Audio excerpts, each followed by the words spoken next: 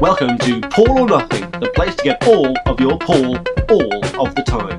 Join me, your host Sam Wiles, as we discover the history, the music, and the man behind it all, Paul McCartney. To get in contact with the show, email us at paulmccartneypod@gmail.com. Last episode I clarified that I've never made an album, and more importantly, as we get into this episode, I've never made an album that's been widely perceived as a bad album. Now, this podcast, has a certain standard, but that is a standard that I set myself and is barely dictated by the influences of other people, and that's the beauty of the internet. But when you make a product that is designed for mass consumption, especially in the restricted market of 1973, then things get a little more difficult. I cannot imagine what McCartney felt when he read the reviews and checked the sale figures of Wildlife, and it must have been one of the biggest shocks of his life. I mean, bar Engelberg Humperdinck's Release Me beating Penny Lane to the number one spot in 1966, this is a guy who's had nothing but phenomenal success after phenomenal success, so it's safe to say that Wildlife must have been a bit of a wake-up call for McCartney. The Emperor was revealed to not be wearing any clothes, and now he would be clawing for the same validation that he got for albums like Rubber Soul, Revolver and Sgt. Pepper's Lonely Hearts Club Band. So in that attempt, when we look at today's album, 1973's Rose Speedway, we will look at what happens to a man who is not getting his own way, with critics, with audiences and with his bandmates. Paul McCartney, by his very nature, is a performer and lives to please the crowd, and when that doesn't happen, he will start to do silly things purely to try and win them over.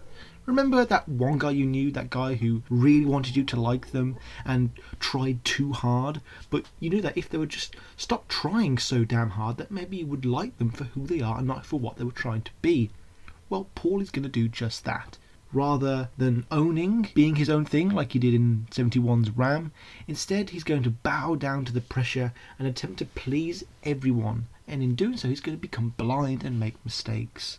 Another topic I want to quickly move over is one of collaboration. Now, whenever I was in school, there was a group project, everyone kind of winced and whined because group work was and always is a slog. People don't want to hear other opinions. Everyone wants to be remembered. Everyone wants to be the big cheese. People fight and vie for the coveted spot of group leader, and everyone wants a slice of that cake. I, for one, am a person who feels that it is the work that's important, not the person who's doing it. Though fundamentally, for the most part at least, we are not evolutionarily designed to share the glory and share credit for things when, at the end of the day, different people bring different things to the table. We are not all equal in a group project. We all knew there was going to be that one lazy person who would take more than their fair credit, and we all knew that there would be that one person who always wanted to be in control and take credit for everything. These things cannot be avoided, and a band is not a communist utopian setting. Wings was never going to be each band member bringing 20% exactly to the table. Again, different people bring different things. But what happens when one person has experience in selling millions of records and the others don't, and then they go into business trying to sell millions of records? The balance of power is already and irrevocably tipped in one's favour. That one opinion becomes wholly more powerful, and the other opinions will not have a leg to stand on. It's sad, but it's true. And in this episode we will see what happens when a man under pressure who holds sway over a bunch of creative types who all have their own unique voice try to collaborate and create a commercial record. Hello and welcome to all Paul bearers. This is Paul or Nothing, the world's premium Paul McCartney podcast where we discuss all things Macca. Originally this week was slated to be the first week where I would have the first of what I hope will be many guest hosts, but life gets in the way, things happen, and that special person will be with us for a later episode. More on that when it comes to it, but the good news is I was being so worried and worked up about having to look clever in front of a potential co-host that it's meant that my notes are the best they've ever been. No, that doesn't mean I was ever going to stop doing the poor Paul McCartney impressions, but what it does mean is that you're in for the best and probably longest episode in our continuing story of Bungalow Bill. Shit, that was a John Lennon song, wasn't it? Now, obviously, as before, like last time, because we're going to do a little bit of house cleaning. We had our first bonus episode last week with Luca Perezzi. I hope you enjoyed our little chat, as it was a wonderful change of pace for the show. I had so much fun doing it. And hopefully we'll have another similar episode out just after Band on the Run, so stick around for that. Please get in contact with the show if you ever have anything to say. I really am hoping to get some correspondence in soon. I'm starting to sound desperate. Come on, people, this is episode 4. You must have something to say by now. No, don't worry, no pressure. But honestly, if you have anything to say about the episodes, my opinions, my reviews, if you have any stories about you and Paul, have you been to any gigs? Have you ever met the man? That would be a fantastic thing. Do you play any of Paul McCartney's music? Which albums of his do you like? Which albums do you not like? Is there anything about a future episode that you'd like to say? If you have any opinions about Venus and Mars or Tug of War or New, send them in now and I'll obviously save them and read them out when it becomes more appropriate. And if you have any opinions on episodes past, if you thought I was too harsh on McCartney 1, or if you don't like Ram as much as I do, please email me in. I'd love to read them out on the show. Also, you can contact us on the Twitter, which is just simply @McCartneyPod. It's going pretty well on there. We've slowly got a community growing. I'm just constantly posting Paul McCartney stuff out there. If you don't download the show, you can obviously watch us on the YouTube channel.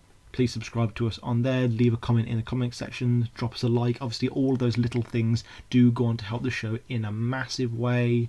Another thing that will ultimately help out the show in a big way is the iTunes reviews. Obviously, if you could leave me a review on iTunes, I mean, if you think it's 5 stars, please give me 5 stars. If you think this is a 1-star show, you should probably just stop listening. Please don't give me a 1-star review. I think it's a little bit better than that. But honestly, every single review I get does mean a lot to me, as it does give the show a bit of exposure that it does need to reach more people. And it's always nice for me to check out a nice review and I can rub my ego in that special way. And by the time this episode's come out, the blog should be up, where I'm going to be hosting all the episodes for free, like the YouTube channel, but also I'll start posting little blog articles, little top 10s, just things that I can't quite fit into an episode or wouldn't be suitable for the podcast format. I did a very similar thing for my Tom Waits podcast, Down in the Hole. You can check out that one, downinthehole@wordpress.com. But yeah, it's been fun creating this website. I love WordPress, and it's just a nice little central hub where people can go to get everything they need from the podcast. So just type in www.paulmccartneypod.wordpress.com. But yeah, check that out when it's out. And without further ado, let's begin episode 4 of Paul or Nothing. This is Rose Speedway. Day Trippers.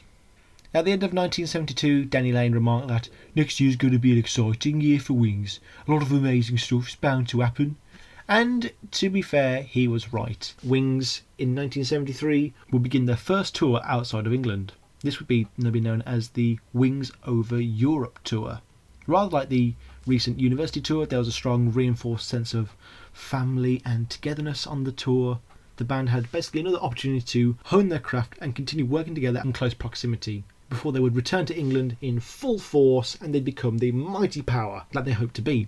They would travel across Europe to 8 countries with the full McCartney family, road crew and band members enclosed entirely within the confines of a brightly painted double-decker bus with Wings Over Europe emblazoned on the side.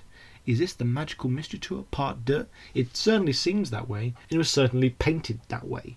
Paul McCartney went on to say, "We knew we were going on tour in Europe, and that the weather would be nice, but the idea of being stuck on a bus all the time, going from city to city, hotel to hotel, wasn't too appealing. So we decided to travel around in an open-top bus and get some sunshine as we travelled from one place to another. And we painted the outside, psychedelic, like a magic bus. If you look at it very straight, very conventionally, it was quite a mad thing to do, to put a playpen on the top deck of a bus and put all the children in there whilst driving around Europe. It's not what you'd expect from a normal band, but we weren't a normal band." However, despite the second floor roof being hacked off, meaning the band was, actually able to smoke and tan in a carefree manner, the practicalities of embarking upon a full-on tour on a generic English double-decker bus would not be fully suitable, as Denny Sewell will recall. It only went 35 miles an hour, so people would go whizzing by us on the motorways and see this gang of hippies on a bus. It was quite nice, but it didn't make a whole lot of sense. The tour would go on from the 9th of July 1973 to the 24th of August, and whilst it was a little bit more planned than the Wings University tour, just showing up at random hotspots here and there did still seem to be a bit of a shambolic notion to the whole affair, especially with the first gig that was fraught with difficulties. First and foremost, it was in what could only be described as the middle of nowhere at the Château Vallon, a cultural centre near Marseille in the south of France, and it was so out in the sticks where no sod lives that bus services struggled to cope with demand and several taxi drivers struggled to even find the location. I know that on the university tour they didn't exactly want to be filling stadiums, but come on, someone could have found a better venue for Paul in the whole of France. And the same night Linda was overcome by a terrible stage fright. As Paul recalls, she was crying on my shoulder, she was scared. Fortunately, as with any time this happened, Paul and the rest of the band's confidence was enough to carry the show through right to the end. Besides, the French audiences were probably in such a frenzy as to see a real-life Beatle up close and personal, they probably didn't even notice her anyway. The Wings Over Europe tour would also be a time when Denny Lane would go on to meet the woman who would go on to become his future wife, Joanne Jojo Patry. Linda and the rest of the band, however, kind of saw Jojo as a glorified groupie who, in reality, had her sights actually set squarely on Paul, as she'd even sent Paul love letters as a teenager. This did create a certain tension between Lane and McCartney's, as Lane would go on to say, "I did find it insulting that Linda saw Jojo as a groupie. Linda was one of the biggest groupies on the face of the earth if you want to put labels on people." However, things did die down after a few years, and he would go on to say, "They did try to get on with Jojo, but she was a lot of work, what can I say?" Who knows, this experience may have even gone on to inspire the song from London Town, Famous Groupies, but who knows. I just have to quickly say, since the recording of this episode, I have heard subsequent interview footage with Denny Lane, and he is so less than I make him out to be. He sounds nothing like that. Does this mean I'm going to stop doing the impression? Hell no. Now, I've actually heard quite a few recordings of this tour. There's a load of bootlegs out there on YouTube. They played quite a bit from Wildlife, including the title song. There were even a few songs that weren't even officially released at that point. They would sing My Love, The Mess, Henry's Blues. Obviously, it's Paul McCartney gig as well, so we're going to get Lucille, we're going to get Long Tall Sally, other standards that he likes to play. And I must admit, from what I've heard of the University Tour bootlegs, they do sound a bit more cohesive as a band at this point. They do seem to be having a lot of fun on stage, and the notion of Wings being this superior live band than how they're represented on vinyl is coming to the forefront yet again. Paul really belts out the tunes, McCullough and Lane are fantastic on guitar, Linda's there, and Denny Saul is fantastic on drums as always. Even he goes on to say, "There were times when we were like a family. We really bonded as a family, the five of us, musically, socially, with the wives and kids. Everybody was a family." And then there were times when it was, and this is really hard to say, but there were times when it was all just about them, and we did not matter whatsoever. The release of their last album, Wildlife, must have knocked their confidence and street cred in the UK, and there seemed to be a whole load of hullabaloo about Wings for no reason, at least for people who hadn't seen them live. But this wasn't the case overseas. McCartney could always sell tickets, and the fact is, the impact of Wildlife had not smeared him in the same way as it did in the UK. So whether this tour was a tour simply to say, alright, screw you England, we're going to go on tour and leave you out, or simply a chance for them to hear roaring crowds again and feel a bit more confident, is up to you. But I can't say either way that I blame them. However, the tour was quite the success. Every one of their shows obviously was sold out. Paul is still an ex-Beatle, and it did sow the seeds for Wings becoming a very popular band in Europe. Though this tour seems to be kind of relegated and forgotten purely because it isn't the Wings Over America tour. The Green Green Grass. Now, later in this episode we're going to get onto the idea about whether Paul McCartney would be too stoned to give us a good album. It is a very interesting notion. Is it something that's only espoused by people who have never smoked marijuana? It does challenge me as a fan of Paul McCartney. My idealised view of both the drug and as Paul as a recording artist is that they would be quite separate, and the idea that he would get so stoned as to throw away a whole album's worth of sessions and just spend the time getting stoned and jamming is quite a depressing one, really. A lot of people get quite demotivated when they get too stoned. Obviously, you should never drive when doing it. You should never operate heavy machinery. Should you record an album on it? Probably not. But on the Wings Over Europe tour, almost all the adults on the Wings double-decker, bar the driver, who famously hid the McCartney's contraband for them, smoked weed on almost a daily basis, and I'm talking Snoop Dogg levels here. Paul had been a fan of the old Mary Jane for just over 8 years now since meeting Bob Dylan, and for such a long tour they made sure that they would have regular top-ups. Besides the bus driver, like I say, hiding their bongs and shit in the bus compartments, they would also need to make sure that there would be packages waiting there to meet them in various cities across Europe. One such parcel in Sweden was addressed to Denny Sewell and contained 5.5 ounces of prime marijuana. hopefully some tight kush or cheddar cheese. However, this package was being tracked Jackie Brown style by the Swedish police, who arrested the McCartneys, Sewell, whose name was on the package, as well as Paul's secretary, because why not? Legend tells that Paul and Linda were screaming bloody murder when they got picked up. They initially denied the drugs were theirs before confessing to a major operation whereby it's literally every single destination they were off to would have more dank green waiting for them. It shows a kind of oversight on Paul's part. Like, did he really think border patrols in these countries wouldn't notice this kind of thing? Was he too famous to consider this? Or was he just being naive? Not naive in the sense that he thought he'd never get caught, but just naive in the fact that some countries might respond to this drug differently. Before they were released after paying a fine, the Swedish police reportedly said, "Tell your rock and roll friends not to bring marijuana into Sweden, because we will find it and they'll be arrested." According to Denny Sewell, they were smoking dope the next day with no issue. The conviction meant that Paul would not actually be able to take Wings to America and Japan as he originally intended after this tour, and it would not be the last Hayes-based cock-up that he would be involved in. Not even that year, in fact. After the tour, when the McCartneys got back to Cavendish Avenue, also as a little aside, I live on a street called Cavendish Road, which is really cool when recording this podcast.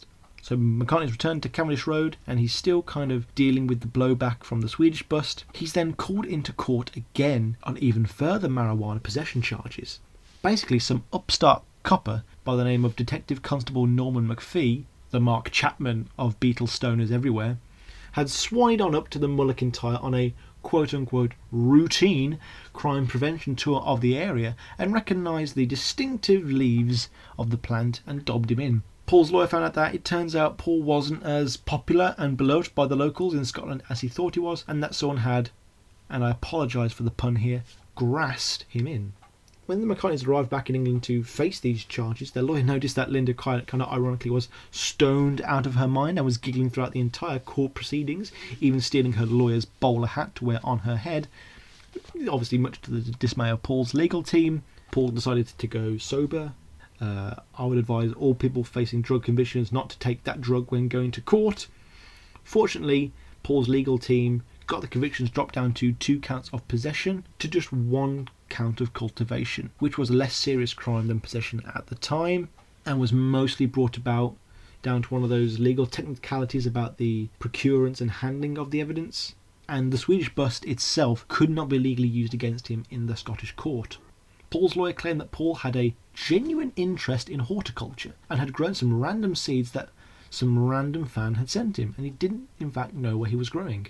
This is going to go down as the most hilariously and most obviously bullshit excuse for someone growing drugs ever. The fact that this got him off is almost inconceivable. Paul had to pay a whopping £100 fine, at which point Linda tossed her bowler hat into the air with joy. Paul closed the proceedings with a brief statement to the press outside and said, "I still think cannabis should be legal for use amongst consenting adults. It's no more dangerous than drink."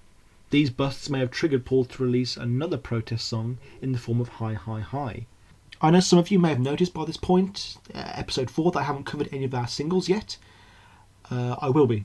I'll be reviewing songs like Hi Hi Hi and other singles and tracks that fell by the wayside in another bonus episode that will deal exclusively with these singles. And I'll do this every now and then as the amount of singles build up. They'll probably be a little bit quicker than regular episodes, but some of the songs are also titans in their own right and will get the requisite coverage. The Granny album cover. Okay, look, let me just say, I kind of like the album cover, but that does not mean under any circumstances that it is good at all. Again, I have a certain overexposure to these kinds of things, so my opinion should be taken with a grain of salt. I remember when I first saw this album cover a few years ago. Even back then, I did not think that this looked anything close to a classic rock album cover. If anything, it looked a little lame, and it kind of still does. Now, when you consider the idea that we're about to get into an album where the main criticisms are an abundance of over-sentimentality and lightweight plinky-plonky love songs, then this album cover does not do anything to dispel those sorts of worries. I mean, what do we have here? We have a motorbike in the background, so yeah, classic rock iconography, check. Pandering to the American market, check. We're doing well so far. But then you have Paul in a little jumper that either Linda or his mum has knitted him with a rose in his mouth.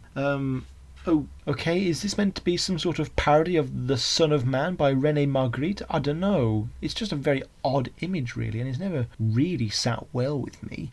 Is it supposed to be funny? Is it supposed to be sexy? What? I don't know. I'm not sure what I'm meant to be feeling when I see this. Does this make me want to buy it? I sure as hell don't know. However, the cover of the album does give some insight into the rather shambolic way the single disc was cobbled together, as traces of Linda's Seaside Woman, a song that would go on her own posthumous solo album, can actually be found on the inner sleeve. So how last minute was her song pulled from the song order then, I wonder? A cool little note though, on the original pressing for the album was a hidden braille message featured on the sleeve which read "We love you baby," and was put there for one person and one person only. That was for Stevie Wonder, who obviously Paul would go on to collaborate with extensively. Recording the album. So Wings have come back from their first kind of major tour, and they're going to want to go on tour again, and they will go on tour again mostly as a promotion for the album that they will start recording now. In February 1972, the Los Angeles leg of the sessions for Red Rose Speedway began. They then would later move on to Barnes Studios in March and continue until October the same year. This is in London, I believe.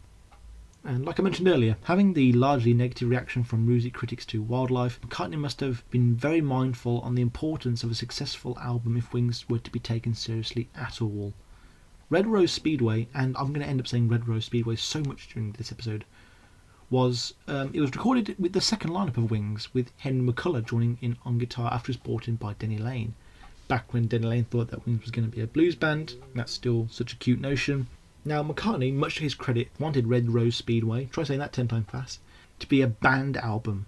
According to producer Glyn Jones, who previously worked with Paul on Let It Be, he said, "The first session, he came into the control room and he said, 'Now, I don't want you to think of me as Paul McCartney.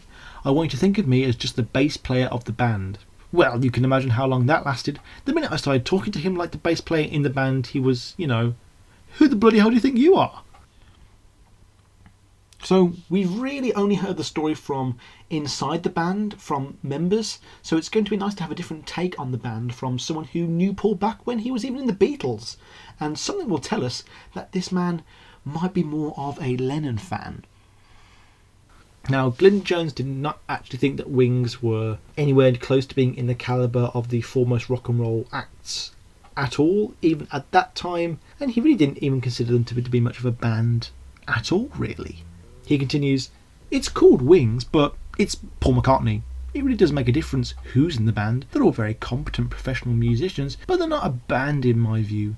It's Paul McCartney with a bunch of guys." The fact is, they were all obviously thrilled to be in a band with Paul McCartney. They were all up his bottom. It's clear that Paul's optimism, or more likely naivety, on the subject of working in the band dynamic still shines through on this album, same as the last. Did he really see himself as just a bass player? I doubt that highly, because, and we'll get onto this in more detail soon, can you see any song on the tracklist that isn't written by Paul? It's Wildlife all over again. Then, at some point, he seemed to eschew all of that humility anyway and rely on his Beatles legacy for the album's success, which is evident on the album cover. This isn't Wings, this is Paul McCartney in Wings. But who could blame him? Again, the pressure to recapture critical approval after the evisceration of Wildlife is what's driving him here. He's going to do whatever he needs at the expense of the band to try and get more credibility. Is the band being a good band more important, or is the album selling more important? These are questions that I'm sure Paul probably never really bothered to ask himself. Though, Glyn Jones was an outsider and not a member of the band proper, so from his perspective, he couldn't really see the tensions within the band itself. And obviously, it wouldn't even be that long before Denny Sewell and Henry McCullough would go on to leave the band precisely because they didn't just want to be Paul's backing group, and they weren't as up his bottom as one may have guessed. Glyn also thought, and he wouldn't be the first to notice this, that Paul's writing in the calming down of the Beatles breakup had lost some of its edge. Many critics would cite Red Rose Speedway as being a very lightweight album in terms of both its sound and lyrical content. From Glyn's perspective, it was clear that Paul lacked a musical equal in Wings. Yes, Denny Laine was there to help, but he hadn't become the contributing songwriter that he would become on later albums. And even if Laine was as accomplished as Paul, it's clear that either way it was still going to be the McCartney's way or the highway. Speedway. Glyn Jones continues, I think that while the Beatles existed, Paul had John Lennon keeping a beady eye on him, and he wouldn't let him get away with anything too syrupy, if you like. He'd take the piss out of him, he'd sit on him, he'd squash him. You've only got to look at his body language. Paul needs people around him, like Linda. But Linda just wasn't a musician, period. Now, this does raise an interesting question. I'll discuss this briefly in my chat with Luca Perezzi. That Paul seemed to do better when he is, for all intents and purposes, solo. So would Paul taking full creative control be the best thing for Wings? Yes. But then why be Wings at all? If Red Rose had been a solo McCartney album, it may have retained more of an intimate and simplistic charm and be given less of a berating by the critics. On this record you will consistently hear the lack of functionality within the band and the other band members trying to make themselves known despite Paul McCartney's dominance, and it becomes very uncomfortable, especially when you realise how much lead guitar he also played. Eventually Jones would end up leaving the Red Rose Speedway sessions as producer, not only because he was not interested in the music they were making, but pretty much he just ended up relegating himself to drinking tea and reading the newspaper in the control room whilst the band would jam and smoke weed all day. Obviously the weed that hadn't been confiscated in Sweden, and he wouldn't even bother to run the tape during these sessions, which, whilst not creating the anything can happen at any moment atmosphere that I know Paul obviously likes, but on the plus side it would mean that we wouldn't be getting anything close to Mumbo anytime soon. This point of contention came to a head whereby Paul and the Dennies sat around Glyn in a semicircle and berated him for his production style and lack of care for their bullshit. He felt like he was on trial, and from what he describes, I can see why. They said, "We're not happy with you as a producer, you're not taking any interest in what we're doing." I said, "When you start doing something that's interesting, I'm there. But if you think because you're playing with Paul McCartney that everything you do is a gem of marvellous music, you're wrong. It isn't. It's shite. And if you want to sit and play shite, get stoned for a few hours, that's your prerogative. But don't expect me to record everything you're doing, because frankly, it's a waste of tape and a waste of my energy." So Glyn left the project and called the final product a load of rubbish, which is a bit harsh, but obviously he's understandably a little bitter about the whole affair. But Glyn Jones wasn't the only guy who had a bad time in the Red Rose Speedway sessions. Engineering assistant John Leckie, who worked as a tape operator on McCartney 1, was brought in as an engineer for around a week, whilst the main engineer, Alan Parsons from the Wildlife album, was on holiday. John Leckie says, "I remember being scared. I hadn't done many full sessions and I was trying to grab as many engineering jobs as I could. Paul would sit at the desk with me, go through each instrument and get me to adjust equalisations and settings before he was happy. Then he'd run downstairs and play. He'd also nick all of our fags. They were all together but really taking direction from Paul." Yeesh, the evidence is really stacking against you here, Paul. Lenny Kaye, a critic for Rolling Stone, had this to say in regards to Paul's input on the album. "Make no mistake, though the songs are credited to the McCartneys and though Wings works with an admirable degree of understated restraint, this is really Paul's album. He dominates it in a way that he hasn't since embarking on his solo career. The results all to the good. The album that could have been." Now, there's some behind the scenes stories behind albums that seem rather incidental and don't really affect your experience of listening to the album as a whole, but with Red Rose Speedway this couldn't be less true. Perhaps this is only because for so many people they view it as such a flabby and trite mess. However, when you find out that the original plan was to release Red Rose Speedway as a double album, do things get slightly more complicated. Surely if the album already feels bloated and silly, then what wasn't included must have been much worse, right? Especially when the band / McCartney had around 30 songs to mull over for inclusion. Now, this is where the sources differ. Not clear whether McCartney was persuaded by EMI to condense the selection into a single disc, or whether it was McCartney exercising his leadership qualities within the band and attempting to exercise all the weaker non-McCartney elements from the album, which included both Lane and Linda's songs. For those of you who weren't bootlegging in the 70s, you can easily find links to all these songs on YouTube. In fact, there may even be a video playlist of all of them together, which is even better. It seems like McCartney was forced to enact what George Martin had envisioned with the White Album, which is to take a large 2-disc album and shave it down to a perfectly compact single disc. However, as Red Rose Speedway shows, that the key to this idea is in making sure that you pick the best songs, and I really don't think they did. Now I'll get into what songs from this album that I think are lacking during our song by song segment later, but I do need to say that right now I think some of the best songs are at risk of never receiving a proper official release. So what types of songs were left on the cutting room floor? Well, I think I'll let the band explain it. This is from Henry McCullough. I'd been really delighted with the double album, because from what you'd heard on the album, there was another side to it that brought out the best in McCartney, and I thought, great, at last he's doing something that my friends are going to like. He was starting to rock out a little bit. But it came out as a single, and the rest was never released. Denny Laine goes on to say, I thought Red Rose Speedway was good as a double album, and more of a showcase for the whole band. So when it came out as a single album, I ended up not liking it as much as Ram. So what are the common threads between these two people in the group, and what are the common threads between their comments? It seems that Red Rose Speedway was initially much more of a hard rocker album, something more akin to Ram than what we get now. Like I say, a lot of people see Red Rose Speedway as this very lightweight, airy affair, and as we're going to get onto what was left off the table, it seems like for some reason McCartney left the harder edge stuff off the album. And in a time when hard rock and heavier rock was becoming much more of the forefront of the scene, it's such a misstep. Now, we know McCartney loves his granny bullshit Muzak, but did he really think that his fans wanted that over some good hard stadium rock? You know, Wings is known widely as a great hard rock live event, and so many of these songs that we're going to get onto now were live recordings. How brilliant would it have been to translate that?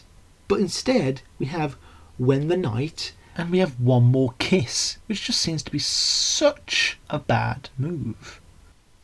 And it exemplifies the pity that is Wings not utilising their inarguably stronger live performances more at this point on their albums.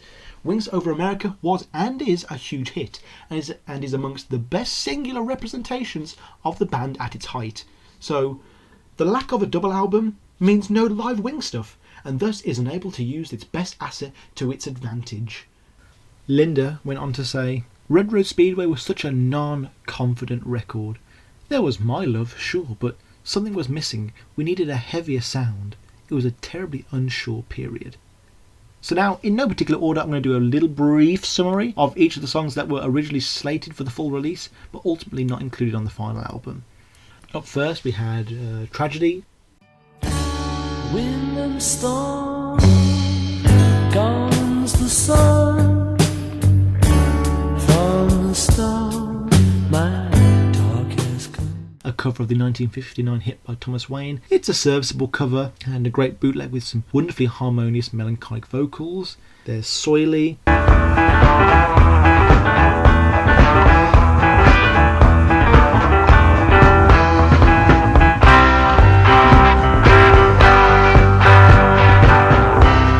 Which is another live shredder where McCullough and Laine really transcend their backing group assignments and truly let it rip like they were truly meant to. The bass is also thumping and grindingly heavy in this one, with Paul's vocal really kicking ass.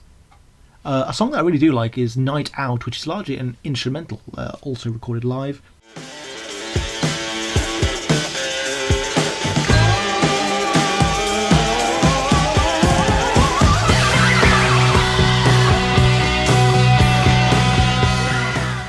But it has more energy than the entirety of the vinyl released Red Rose Speedway. It generally gets you pumped up in the same way that you do for a real night out, and it captures that exact feeling of just before you're about to leave. It really riles you up in that way that this kind of music should.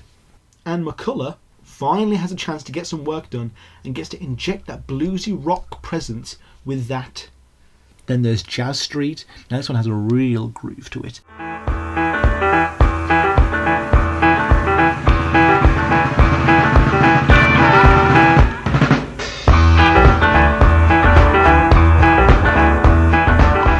Another one where you can't imagine why it was ever left off the album.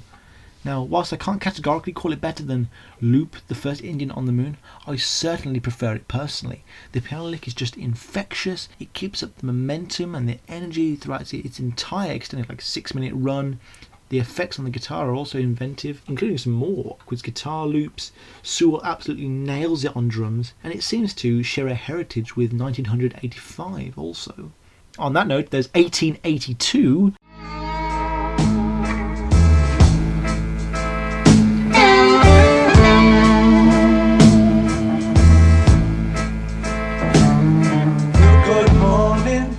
which is an intriguing, if rather grim, little narrative about a poor fellow reduced to stealing bread to feed his dying mother, only to be sentenced to death. Not exactly big bomb bed, is it?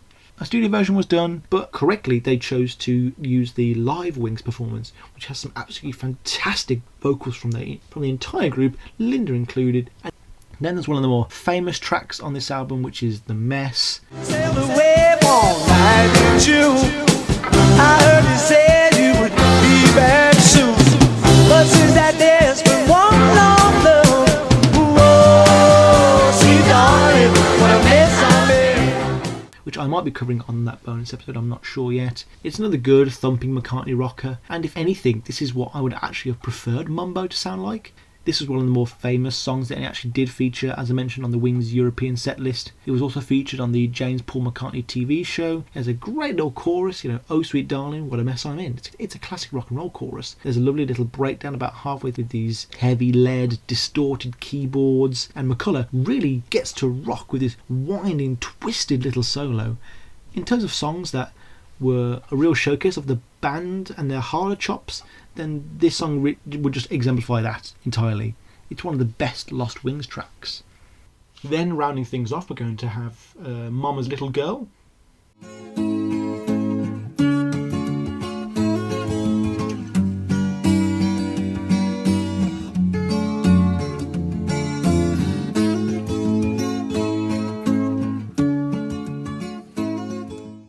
This is another one of those harmless pastiche little ditties that McCartney writes in his sleeps, which shows some of the lows of this recording era, so nothing too surprising there. Yeah, Best Friend. In the evening, I'm still screaming out over you, over you. But tell me why do you treat me so bad, so bad? I feel that this one was dropped purely because of its lyrics. Who at this point wants another song where Paul moans about John Lennon, especially since it directly contradicts the powerful message in Dear Friend. We have Linda's song, Seaside Woman.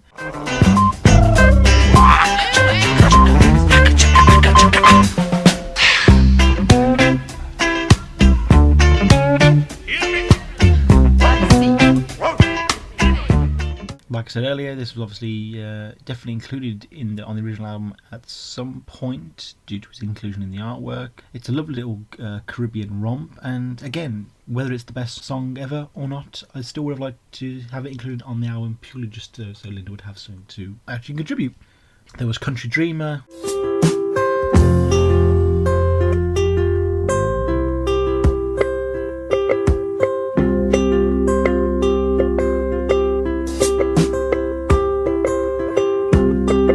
Which would eventually become the B-side of Helen's Wheels, which is a cracking little single from the Band on the Run era. It's an engaging, unpretentious little thing with a Ram-esque bounce to it. This is followed by I Would Only Smile. Never very far, and if I'm at any time asked if I've known love, I would only smile. This was Denny Lane's first attempt at songwriting in the band and would go on to appear on his own debut solo album.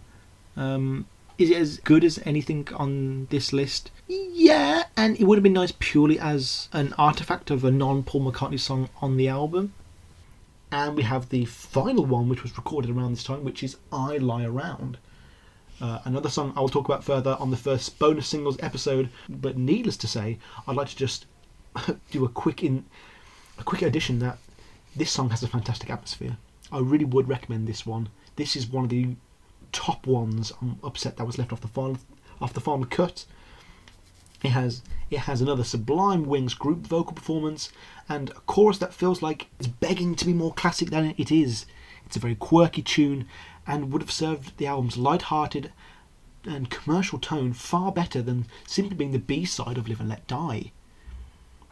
Still, the end result, if this double album had been released, would have been a very diverse double album. It was diverse in style, it had a wide variety of textures, of genres, and it's a great showcase for the band. It allows each of them to come into their own element a little bit more. Henry McCullough definitely has a lot more to do, and it solves the kind of contrived to death problem that the finished Red Rose Speedway has. It's hard to say how this might have been received. Fans craved anything Beatle, so a 2-disc work that Paul McCartney and Wings could have put out with an emphasis on Wings might not have gone over so well, especially considering the mixed bag pastiche that it would have been. But at least it would have rocked, at least it wouldn't have been middle of the road and pleasing no one. At least there would have been something to write home about. In the same way as the White Album, at least it would have had the scope to fulfill its goal by having something for everyone on it.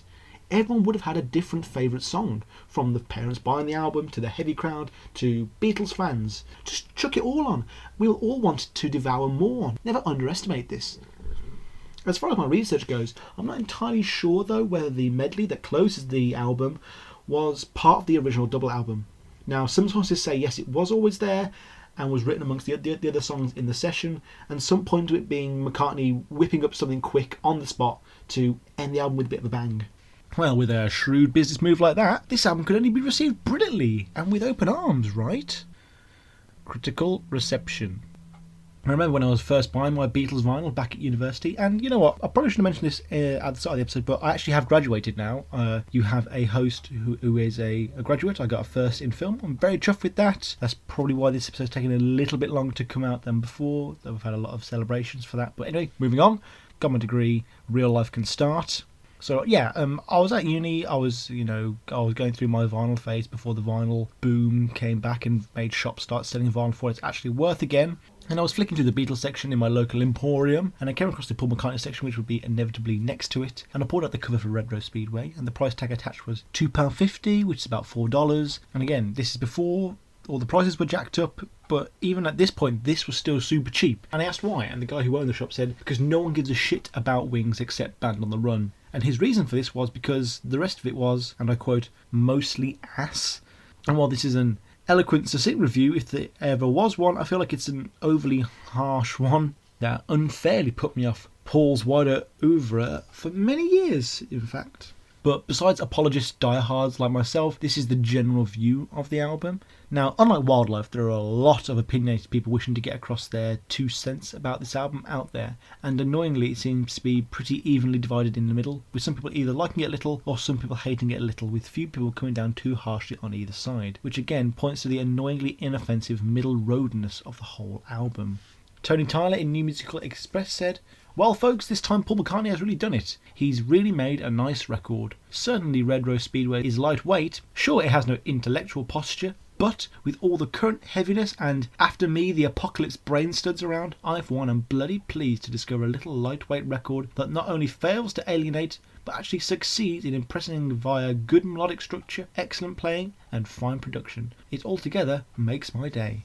Nicholas Schnafer, in his book The Beatles Forever, calls it pleasingly plump music, charming, harmless, entertaining fluff. A perfect background to lazy afternoons in the sun. Lenny Kaye for Rolling Stone wrote one of the few full reviews that are available free on the internet, and he decidedly felt torn about the whole affair. He was critical, but equally light. He said, "Paul's grandfather would have liked it. It is, after all, very clean." He goes on to say, "Paul McCartney's music tends to crumble under prolonged examination. He's not an especially intense lyricist, preferring instead to choose words according to sound and feel alone." Which is interesting because that's what I exactly described Monkberry Moon Delight as doing, but that seemed to work more in favour, whereas here it seems to be a crutch, shall we say. Author Michael Frontaine, he actually discusses Lenny Kaye's review. He says, "While McCartney's music would continue to be criticised by some commentators as vacuous and facile, Kaye's review appears to mark the point where art of consequence was no longer required of McCartney by rock critics," which is very interesting actually, because most people consider that McCartney was just not well received at all because people still required art of consequence from him, and that's why Band on the Run is such a landmark, isn't it? John Pigeon claimed that Rose Speedway sounds as if it was written after a big tea in front of the fire with carpet-slippered feet up. Listening to it takes about as much as going 10 rounds with the Marshmallow Fairy.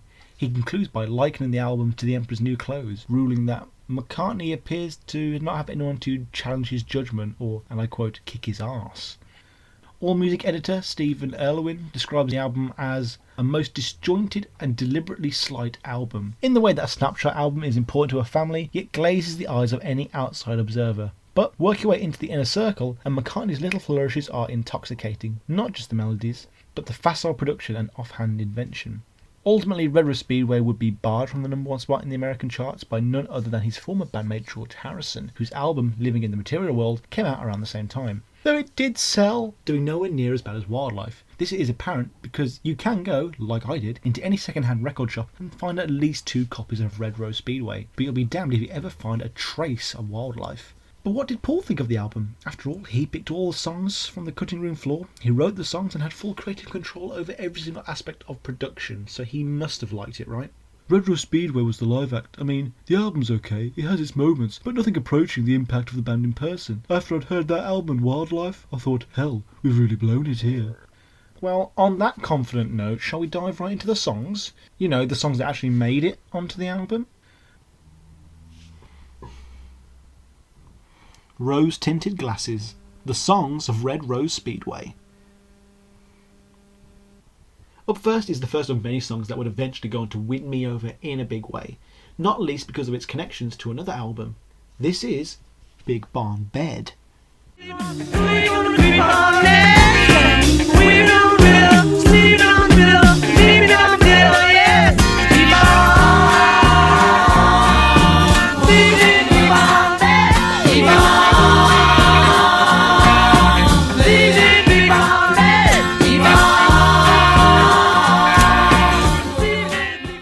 Just to make things clear, I was not looking forward to pressing play on this album.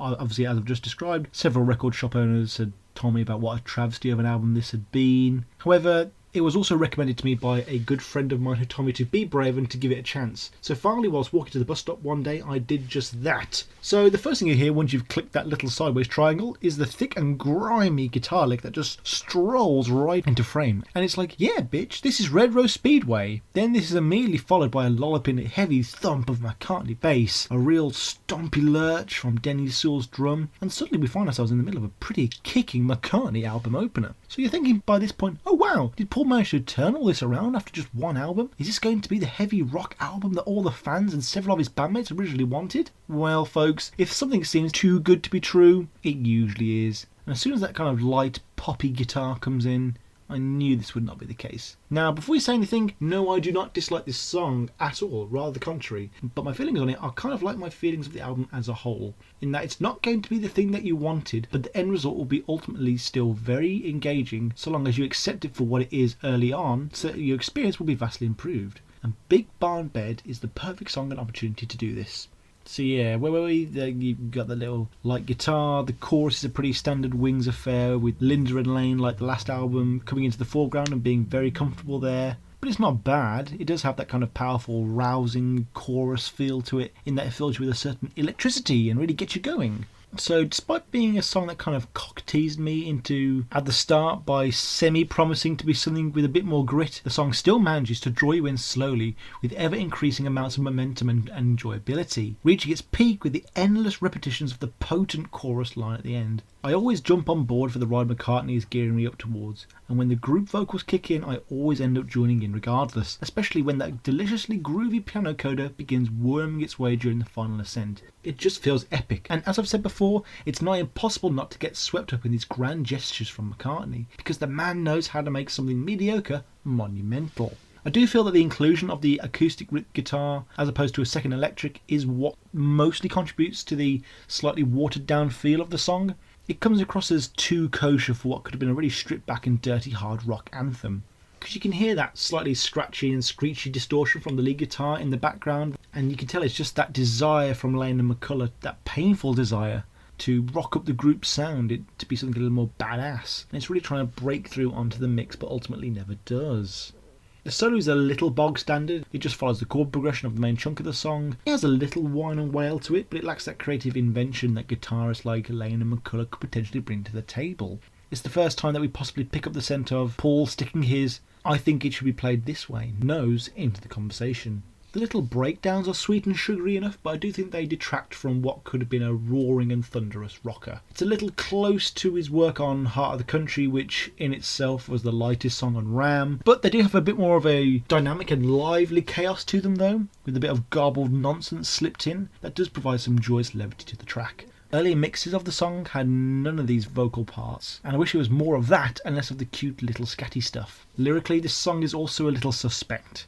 So the opening line of the song, as we discussed 2 episodes ago, is actually an excerpt from Ram On, from Ram. And I love this part from the first time around, so yeah, I was very chuffed to hear it on an album once more. It's a very enticing lyric, a great question to begin an album with, especially with McCartney's ethereal-esque double-tracked vocals. Who's that coming round the corner? Who's that coming round the bend? Who's that coming round the corner? Will it be my friend? I like the use of will it, not will he or she as well. It makes it a little more enigmatic.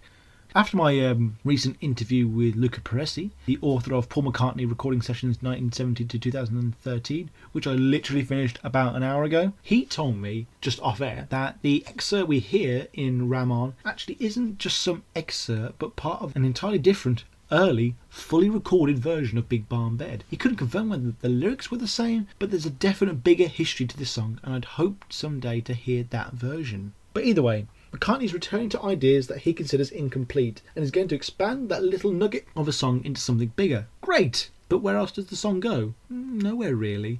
It's a great nowhere, but it lacks substance, and I don't know, I just feel like the bones in which McCartney has based the track never really gets truly fleshed out. I mean, the main build-up to the chorus cannot be described as anything other than nonsense. That just sounds good when you sing it and that it rhymes. The words are just a delivery mechanism for dreamland psych-pop power harmonies. Who you gonna weep on? Who you gonna sleep on? Who you gonna creep on next? Sleeping on a willow? Sleeping on a pillow? Leaping armadillo? Yes. Now, if there's anything else to the track, then maybe these lyrics would be less irksome, but that's it, folks. Besides keep on sleeping in the big barn bed, we have literally nothing else to nourish ourselves with.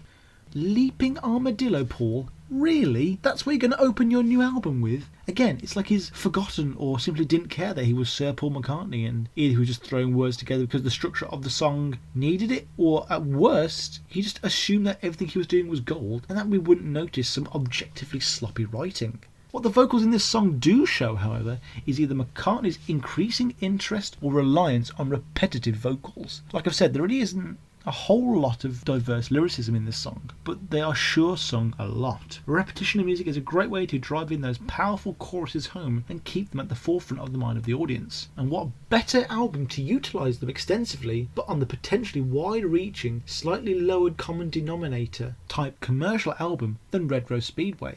But as we'll see with later songs, including the very next 2, it can be a writing crutch that may be lent on even just a little too much. However, after all of this, like Bit Bop and Monkberry Moon Delight, 2 songs which benefit from a great deal of nonsense, this track is still a hell of a fun to sing, in the most guilty pleasure Paul kind of way. I also love the backing vocals just in the background of this one, especially Linda's with Keep On Woman, Keep On Babe. It's layered wonderfully and there are several wonderfully interwoven medleys to listen out for. I personally always like listening out for backing vocals that don't actually match the lead part word for word, as it makes the experience a little more enjoyably complex. It has a satisfying payoff right to the end as well when all the group come back together and sing the woman line, woman. Though I must admit, adding woman or baby or darling into a song even by this point in 1973 has become a little stale and is a significant warning signal to the banal writing that McCartney will be accused of on this album. The song was chosen as only one of 3 from the album to be used in the following promotional tour, and I can see why this was chosen over, say, Single Pigeon, as it definitely has that raucous Wings pop power vibe, with loud group vocals and a sense of force behind it that typifies the Wings live sound. Bootleg recordings of the song have the group absolutely howling the vocals and the crowd love it. The song was also the opening track for the one-off television special James Paul McCartney, which only goes to reinforce his faith in the track as an opener for all occasions. The song starts off with Paul going, Big Barn Bed in F. I think the track is in F major. And the track kicks into a high energy gear. The curtains pull back, and rather interestingly, they're not playing to a crowd, but to a crowd on a series of television screens. Then we have these little introduction cards for the whole group in a series of almost top Trump-esque stats about each band member, all with like little witty quips. For example, name Linda Louise McCartney, born I was, birthplace it was, hair strawberry blonde, weight varies, favourite colour sunset, comments frequently. Oh Wings, you are so ever witty and funny. We are only 2 albums in and we are already going to be consistently seeing that Wings is definitely going to be a better live act than on plastic. According to legend, this TV special was part of a deal that would finally get Northern Songs off of Paul's back. Basically, Northern Songs, as we mentioned in our Ram episode, had forever been annoyed at Paul for giving Linda half of the songwriting credit, which split all the royalties between all three of them, and this counted for all of Wings music as well. Paul agreeing to this live performance, which would include both Wings and Beatles songs, would allow the dust to settle. It featured several music video style performances, live shows, sing-alongs in Paul's local pub, and a Beatles medley sang by the public in a street style interview. I only brought it up now because Big Bomb Bed is really the only decent thing in the whole production. Writing for Rolling Stone, again, Lenny Kaye found McCartney remote and distant from the camera and added, "If the consequent production did nothing to heal McCartney's ongoing image problem, it certainly didn't help his musical offerings, which came off as forgettably ordinary and certainly disappointing." Alan Corran of The Times wrote, "James Paul McCartney was not the sort of programme you make a comeback with, it's the sort of programme you make a comeback after." All in all, Big Barn Bed is a song that I always prep myself up for really enjoying, which for the most part I do, with ease. But I always can't help but be a little frustrated that it's not one of McCartney's best, because it really could have been. Very much like Teddy Boy, it's a song that never quite delivers, but is saved by the fact that it's still a damn good tune in its own right. Also, as a Tom Waits fan, my bar has been set pretty high in terms of songs about barns. This was another reason why I probably felt a little disappointed. In the book The Beatles Apart, this next track is described as a melodramatic ballad in the same vein as The Long and Winding Road. And melodrama and Paul McCartney go together like sausage and mash. So gear up, this is My Love. And when I go away, I know my heart can stay with my love. It's understood, it's in the hands of my love.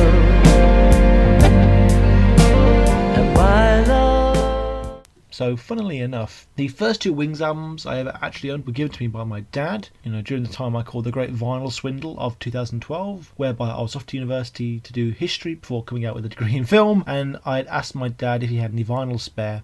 And I already started my Beatles obsession phase and had a pretty sizable collection of vinyl with them, but I could sense that vinyl was but 3 years away from becoming cool again, so I decided to capitalise on this. In the collection that I poured through, I ended up leaving with Sgt. Pepper, which I did not have at that point. I had Thriller, Michael Jackson, Songs in the Key of Life, Stevie Wonder, the Sound of Music soundtrack, and many more. But the two worthy of note for this podcast were Band on the Run, and we'll be discussing in the next episode, and Wings' Greatest Hits. Now, Wings' Greatest Hits is a fantastic compilation album through and through, and I'll probably have to do a little bonus episode on it sometime. Don't know how long I actually spent talking about a compilation album, but the reason I'm mentioning it now is because the first time I heard My Love was from this very album. I have so many memories of laying back on my university bed smoking unquestionably legal substances and playing this album over and over again. My Love was definitely one of the highlights of the album, coming on just after Let 'Em In from Wings at the Speed of Sound, and the things that made me love the song back then still draw me to it today. Since Paul is like the L. Ron Hubbard of music and essentially never stops writing, it's not uncommon for some of his compositions to sit on the shelf for several years at a time, and this was the case with My Love, which was written somewhere between 1969 and 70, and was even performed during the Nottingham gig during the Wings University tour, where it was relatively unchanged from the album version we know today. This is easily the quintessential track for this album for general audiences, as it was the only single for the album and therefore had the most exposure. His soppy love ballads are very Marmite tracks for McCartney fans. You either love them or you hate them. But there are two types of McCartney crowd pleasers. The first kind are songs where it's just his granny muzak tunes, which don't really feel like they come from anywhere that creative and stink of Paul settling for an easy ditty rather than anything truly emotive. The second type of McCartney crowd pleaser is a track that, yes, is a pop tune through and through, yes, is designed for mass market appeal, and yes, may not be that complicated, but ultimately delivers this effortlessly crafted, perfectly balanced, catchy, memorable tune that transcends any preconceived notions about what you may have about Macca. My Love is certainly in the latter category. Really though, what's there not to like in this song? The lyrics, like I said, are simple, not because their love is simple, but because it's the most effective way of concisely presenting the kind of relationship that they have. Nothing is overly complicated or pretentious. He isn't saying that anything isn't particularly unique about their relationship either. This allows the song, with its wide-reaching lyrics, to apply to the greatest number of people as possible. My Love is purposefully non-specific because Paul wants everyone to be able to sing this song and have its power be applied to their respective partner. And he still manages, with that great McCartney brevity, to manage to impart a certain amount of nuance and subtlety in his description of this paragon-esque relationship. For the song My Love, it really does deliver what the packaging suggests, as Paul says the phrase "my love" no less than 20 times in the song. The constant use of the phrase is emblematic of his vision of Linda as his constant source of support and comfort. And as we discussed in the last song, Paul in this more commercial album is definitely capitalising upon repetition in his songs, which works especially well when it's also the title of the song. The constant refrain of "my love" really drives home that impression of an unbreaking and constant love. He never strays from his love as a topic. She's all that matters. He does not compare his love to anything. He does not think about anything else. He really can't emphasise enough just how much he loves her. Honestly, I'm just a little surprised that McCartney, a man who writes so many love songs per album, is still able to write such consistently good ones, always finding a slightly new angle or perspective to draw upon. Again, this is not a very dense song. It's very surface songwriting. A shiny, well-varnished, hardy surface, but still surface. However, you cannot say that this surface isn't crafted with the requisite genuine love and emotion to ensure that the end result is pure. You never once question his commitment to the song or lyrics. This is mostly down to the dedication in his vocal performance. Paul McCartney's vocal in this song is nothing short of spellbinding, and it is affecting as ever. You can tangibly connect, like how so many of his songs do, to the oh-so-real love he has for Linda. Also, like many of his other ballads, he is not wise to overstuff the lyrical content, so that the emotion he's able to convey is almost totally reliant on the way he sings. And in My Love, he comes across as much more of a confident and stable lover. This is not a crush song or a young love song. This is a song that is drawn from a real-life relationship with solid foundations. He's both overjoyed and blown away by his partner's ability to make him feel so happy. If anything, the vocals are a little understated as not to over-egg something that is genuinely heartfelt. The whoa, whoa, whoa, whoa sections are there in lieu of more harsher and raw McCartney vocals that would belie the commercial nature of the song. Though they do add to these swelling and escalating emotions within the song. Almost he can't quite put into words at all what he's feeling. The backing vocals again are very sweet and saccharine, and since Paul McCartney is on piano for this song, it as usual falls upon Lane to act as bass player, which he does very competently, which makes McCullough actually the sole guitarist on the track. Henry McCullough's solo is another standout element of the song actually, of course. It's his first real contribution to the band on vinyl, and is probably his most famous since he will quit before the Band on the Run sessions. I'm honestly just glad it isn't just a retread of the main melody of the song. Like Denny Sewell, he adds a sure-footed technical edge to the proceedings, and you know nothing was by accident. There's a distant drone to the affair which adds the kind of dreamy nature of the song, and it's suitably strained in the notes and has an overall very non-showy aura. It's short, sweet, but most importantly, very memorable with the amount of time it has. The solo complements the song perfectly, and in the end, Paul probably should have trusted him more like Hugh McCracken. I've said many times about the other guitarists working with McCartney that it's refreshingly non-Paul. It matches the epic scale of the song, and it slows down the tempo fantastically as it allows the song to once again build back up to the whoa, whoa, whoa, whoa part once again.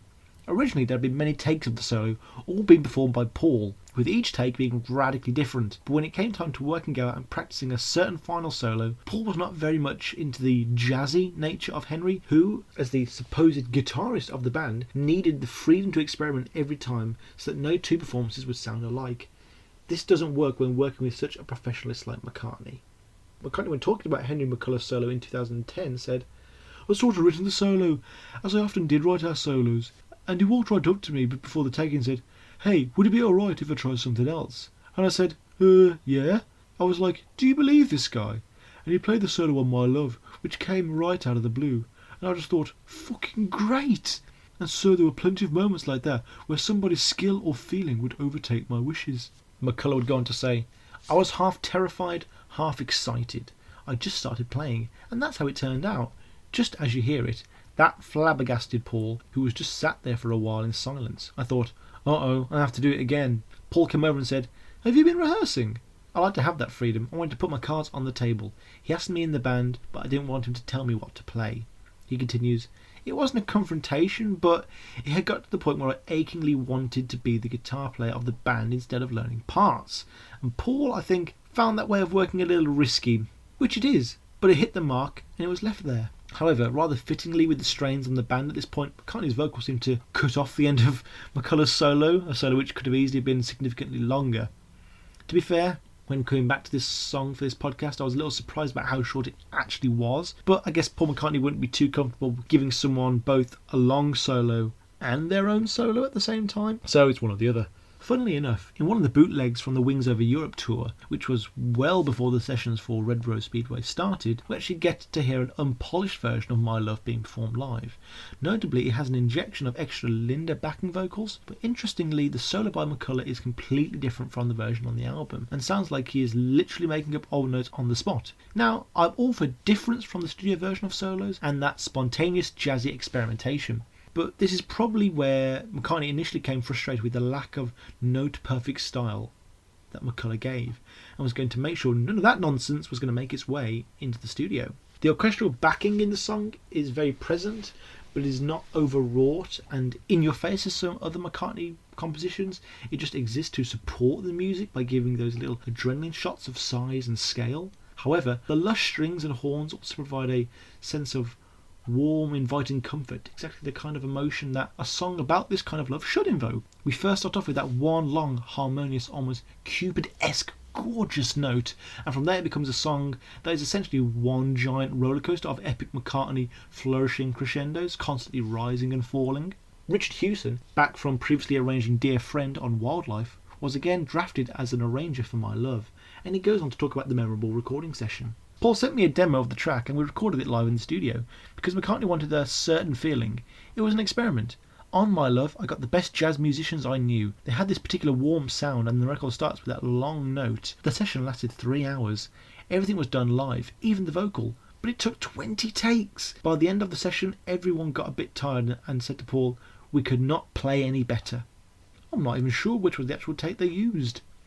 All in all, My Love is a song that I'll always hold dear, both being emblematic of a particular time in my life and just as a bloody good tune in its own right. It is truly a McCartney crowd pleaser that pleases the crowd. In 1986, when being asked about what his favourite Wings song was, Paul McCartney replied, "Red Rose Speedway is a nice memory for me, a romantic period, and My Love is the song I'd like to choose." That's very sweet, isn't it? Also, check out the stellar version of this song from McCartney's live album from 2001, Paul is Live. He can't quite hit the same old notes, but that does add to the charm.